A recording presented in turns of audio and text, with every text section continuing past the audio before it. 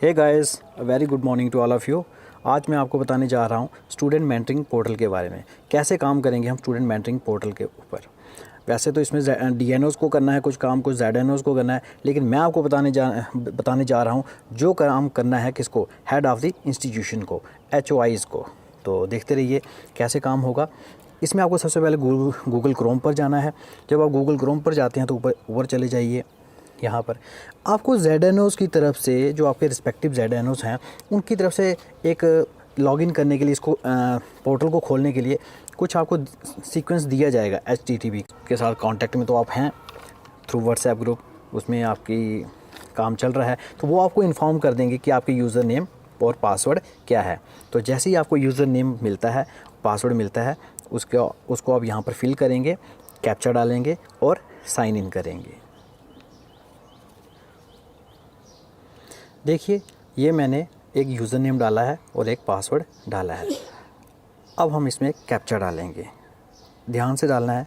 अगर you capital है तो उसे यू कैपिटल कर लेंगे, अगर बी कैपिटल है तो उसे कैपिटल कर लेंगे। बिल्कुल ध्यान से देखना है और उसके बाद साइन इन करना है। देखिए, कुछ इस तरीके से आपके सामने जो है पोर्टल खुल गया। ये देखिए, इसमें ये आ रहा है 73 स्कूल्स, 45 टीचर्स, 2 स्टूडेंट्स, कुछ इस तरीके से ये खुल रहा है। अब यहाँ पर मैं जब राइट साइड में गया, देखिए ये जो राइट साइड में 3 डॉट्स हैं, जब यहाँ पर मैं गया तो इसको मैंने क्लिक किया तो यहाँ पे आ गया नरेंद्र सिंह।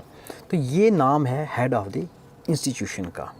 वहीं अगर मैं लेफ़्ट साइड में देखिए, आप एक ओवल सी शेप बनी है, उसे टच करेंगे, क्लिक करेंगे तो आपके सामने एक यहाँ राइट में फिर से क्लिक करके उसे क्लोज़ कर लेंगे। अब आप यहाँ पे क्लिक कीजिए लेफ़्ट साइड में, तो इस तरीके से आपके सामने कुछ खुलेगा। Dashboard, teachers, students, assessment related option, reports, exam paper module, learning outcomes, student tutorial, school VER ledger, mentor teacher meeting, how to use steer. तो ये सब आपके सामने कॉलम्स हैं। तो देखिए, डैशबोर्ड में तो क्लिक करूँगा तो आपको अपना डैशबोर्ड ही दिखेगा। अब जो डैशबोर्ड दिख रहा था वो तो जोनल लेवल का था, लेकिन अभी इन्हें जो दिख रहा है वो किसका दिख रहा है, इस जो स्कूल मैंने ओपन किया हुआ है, इस स्कूल का डैशबोर्ड दिख रहा है। तो इसमें दिख रहा है टीचर 1, आप देख सकते हैं टीचर 1 मतलब मैंने एक टीचर को ऐड किया है। 2 स्टूडेंट्स मतलब मैंने 2 स्टूडेंट्स को ऐड किया है। अब जिस स्कूल में है ही एक टीचर, जिस स्कूल में ज़्यादा टीचर होंगे तो हेड ऑफ़ द इंस्टीट्यूशन क्या करेगा, यहाँ लेफ़्ट में जाएगा, टीचर्स पे जाएगा और ऐड में जाएगा, कुछ ऐसे खुल जाएगा।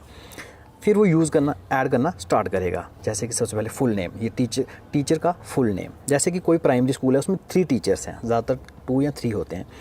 तो हेड ऑफ़ द इंस्टीट्यूशन जो होगा वहाँ का, वो क्या करेगा, दूसरे टीचर का यहाँ पे फुल नेम डालेगा, जेंडर डालेगा मेल फीमेल, उसकी ईमेल डालेगा, ज़रूरी है, डेजिग्नेशन डालेगा, एड्रेस डालेगा। एड्रेस जो है आप स्कूल का ही नाम रख सकते हैं, या फिर अगर गांव का रखना चाहें या लोकेशन का रखना चाहें तो वो भी रख सकते हैं।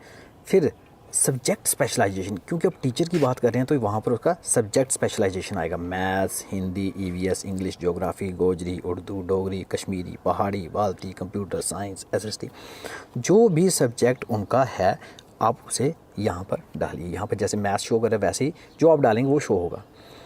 सब्जेक्ट इंटरेस्ट फॉर टीचिंग, तो सब्जेक्ट्स इंटरेस्ट, अब जिन सब्जेक्ट्स वो इंटरेस्ट रखते हैं वो भी यहाँ पे आप डाल सकते हैं। देखिए ऑप्शंस आ गए हैं, है ना, तो बहुत बढ़िया है। नीचे है CPS ID। अब उस टीचर की आप CPS ID डाल दीजिए, जो ZEOs आपको देते हैं, और हर टीचर को अपनी CPS ID मालूम रहती है।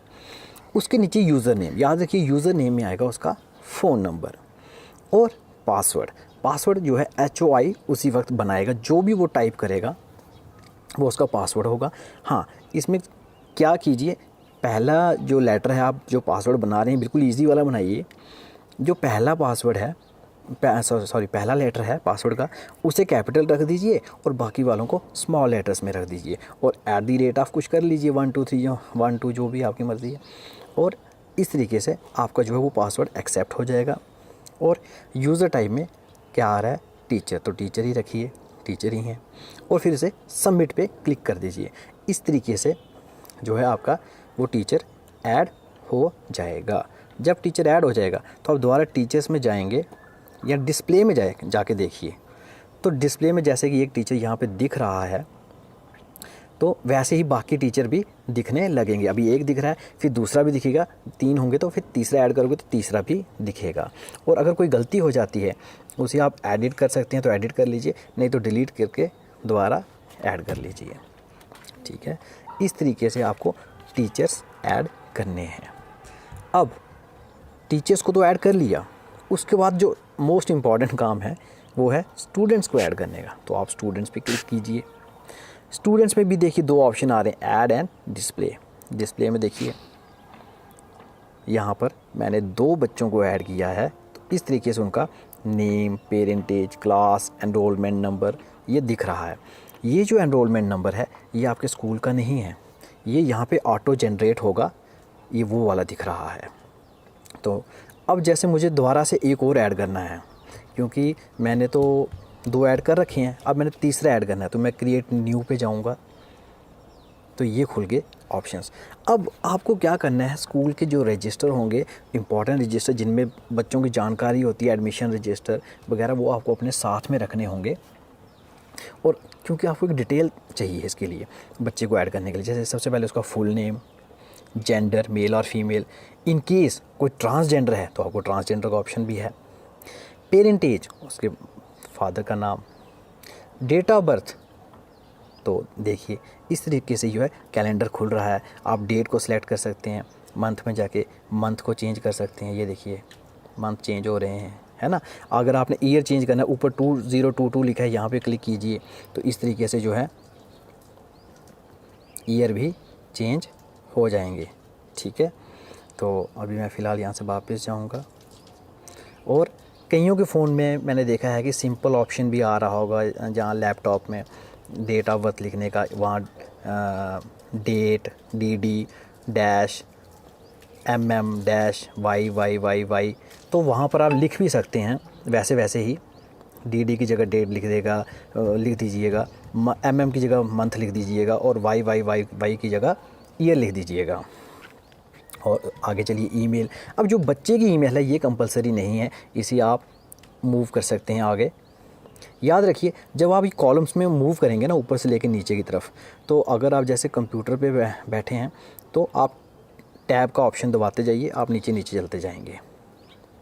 और अगर फ़ोन में कर रहे हैं तो आप फिंगर से टच फिंगर है, फिंगर टच है तो कर लीजिए ऐसे ही। अच्छा, फिर आप कैटेगरी में जनरल, SC, OBC, ST जो भी उसकी है, EWS, CWSN जो भी इसकी कैटेगरी है। देखिए CWSN का ऑप्शन भी है, अगर बच्चा वो स्पेशल एबल्ड बच्चा है तो वहाँ पर उसको आपको CWSN की कैटेगरी करनी होगी।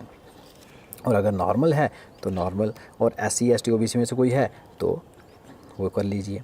फिर उसके बाद क्लास, सबसे ज़्यादा ध्यान आपने टीचर्स ने किस पर देना है, क्लास पर। क्योंकि जब आपने एक बार एक बच्चे की क्लास एंटर कर दी तो उसको एक एनरोलमेंट नंबर उस क्लास के अकॉर्डिंग मिल जाएगा, और फिर ये डिलीट नहीं होगा। इसकी ये यहाँ पे कोई ऑप्शन नहीं है क्लास को करेक्ट करने का। बाकी में ऑप्शन है कि आप डिलीट करो या एडिट करो, लेकिन क्लास को एडिट करने का कोई ऑप्शन नहीं है। इसलिए सबसे ज़्यादा ध्यान आपने जो देना है वो देना है क्लास ऐड करते वक्त। जो आपने क्लास देनी है बच्चे को वो एकदम ध्यान से देनी है, 3rd है या 4th है या 5th है, एकदम ध्यान से, कोई गलती नहीं करनी है। रिलीजन उसका जो भी है आप सिलेक्ट करके डाल सकते हैं। Disability if any type, normal बच्चा है तो नॉर्मल, अगर कोई फिज़िकली हैंडीकैप है, PH है तो उसे आप डाल सकते हैं, जैसे आपको ऐसा हो। फिर उसके बाद एड्रेस, उसका एड्रेस आप लिख सकते हैं कि जहाँ भी वो हो, जैसे RO जहाँ का भी हो, RO, विलेज का नाम लिख दीजिए। फिर है इज़ सीजनल स्टूडेंट, ये देखिए बहुत ही इंपॉर्टेंट अच्छा ऑप्शन आ गया है, इज़ सीजनल स्टूडेंट। ये है जो मोबाइल स्कूल्स हैं उनके लिए, क्योंकि हमने इसमें मोबाइल स्कूल्स को भी ऐड किया है तो उनके लिए भी एक स्टूडेंट, उनके तो मूवमेंट जो स्टूडेंट्स हैं वो मूव करते रहते हैं। तो अगर सीजनल है तो यस, और अगर सीजनल नहीं है तो नो। तो कुछ नॉर्मल स्कूल्स होते हैं जिनमें भी उनमें भी सीजनल बच्चे आते होंगे तो उनके पास भी ये वाला ऑप्शन है। अच्छा, आधार नंबर उस बच्चे का ऐड कर दीजिए यहाँ पर। Account number, bank account number यहाँ पर ऐड कर दीजिए। उसके बाद बैंक का नेम, ब्रांच, जैसे जम्मू एंड कश्मीर है, Jammu and Kashmir main branch Udhampur, वैसे ही अगर आपकी जो भी है जम्मू एंड कश्मीर पंचैरी उधमपुर, जहाँ की जो ब्रांच है उसका बैंक का नाम और ब्रांच का नाम लिख दीजिए। फिर उसका फ़ोन नंबर आ जाएगा, ठीक है, बच्चे का फ़ोन नंबर। और ये ज़रूरी है क्योंकि ये बहुत इंपॉर्टेंट है। उसके बाद यूज़र नेम जो है, देखिएगा उसके आगे लिखा है एनरोलमेंट नंबर। ये एनरोलमेंट नंबर खुद आएगा, ऑटो जनरेट होगा, जैसे कि आपको यहाँ पर भी दिख रहा होगा। फ़िलहाल तो मैं कोई ऐड नहीं कर रहा हूँ, अगर मैं ऐड करता तो ये उसे मिल जाता। और उसके बाद पासवर्ड भी जैसे हमने जैसे ZNOs ने HOIs के पासवर्ड बनाए, वैसे ही HOIs ने टीचर्स के बनाए, वैसे ही हम बच्चों के भी बनाएंगे, एकदम सिंपल से। फर्स्ट लेटर के, जैसे कोई बच्चा है वंश, तो उसका V कैपिटल कर दीजिए, बाकी छोटा कर दीजिए, स्मॉल कर दीजिए, फिर @1 2 3। बहुत ही सिंपल बनाइए ताकि याद रह सके। और बच्चों को फिर लिखवा भी दीजिए, खुद भी नोट कर लीजिए डायरी में अपने यूज़र नेम, पासवर्ड और बच्चों के भी। और उसके बाद सबमिट पे क्लिक कीजिए और इस तरीके से आपका जो है बच्चा ऐड हो जाएगा। जैसे कि हम पीछे जाएंगे, मैं दिखाऊंगा आपको। ये देखिए, स्टूडेंट्स में जाएंगे तो ऐड का ऑप्शन एक यहाँ से भी आता है। जिसने पहला बच्चा ऐड करना है तो ऐड पे जाइए, तो इस तरीके से ये आपके सामने ऑप्शंस खुल जाएंगे। तो इसको देख लीजिए, समझ लीजिए, इन कॉलम्स को अपने सामने, इन्फॉर्मेशन पूरी तैयार रखिए इसको फिल करते वक्त। और क्लास का ध्यान सबसे ज़्यादा दीजिए, क्योंकि क्लास आपने अगर गलत ऐड कर दी तो करेक्ट करना मुश्किल हो जाएगा। तो इस तरीके से दो ही काम करने हैं हेड ऑफ़ द इंस्टीट्यूशन को। एक तो उसने अपने टीचर्स, जो उसके अंदर टीचर्स हैं, देखो हेड ऑफ़ द इंस्टीट्यूशन को तो ZNO ऐड कर देगा, ठीक है, लेकिन अब आगे जो दो या तीन या जितने भी टीचर्स हैं उनको कौन ऐड करेगा? Head of the institution. तो टीचर्स का ऑप्शन भी है उसके लिए और स्टूडेंट्स का ऑप्शन भी है। उसके आगे इसमें असेसमेंट का बहुत सारे ऑप्शंस हैं, बहुत सारे, जिनके ऊपर हम बाद में बात कर सकते हैं। फ़िलहाल आप जल्दी से ये वाला काम पूरा कीजिए, और ताकि हम अपने पोर्टल पर जो हमारा मिशन है इसमें आगे बढ़ सकें। धन्यवाद। एक बात मैं फिर से आपको बता दूं, यहाँ पर जो क्लास का ऑप्शन था, देखिए यहाँ पे क्लास का कैसे ऑप्शन आ रहे हैं, first standard, second standard, third standard, fourth. इसमें बड़े ध्यान से जो उस बच्चे की क्लास को सिलेक्ट करें और फिर उसके बाद नीचे बढ़ें।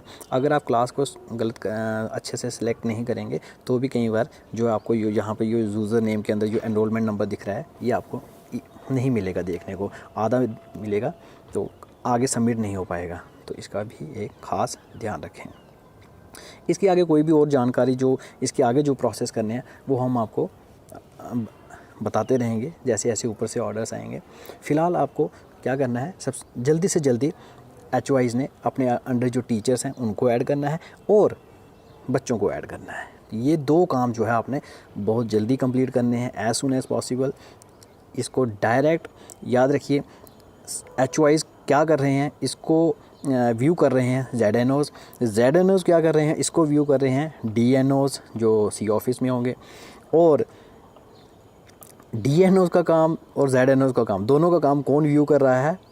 हमसे भी ऊपर डिवीज़न लेवल पर जो बैठे हुए हैं, स्टेट लेवल पर जो बैठे हैं। और यकीन मानिए, डायरेक्टर समग्र समीक्षा खुद देख रहे हैं कि डेली बेसिस पर सुबह शाम कितने टीचर्स, कितने स्कूल्स, कितने क्या ऐड हो गए हैं।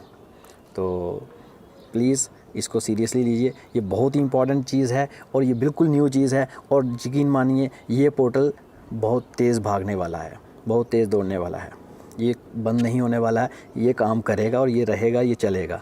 तो बने रहिए। कोई भी दिक्कत आए, कुछ भी नहीं समझ में आए, पूछ लीजिए, गलती मत कीजिएगा, पूछ लीजिएगा।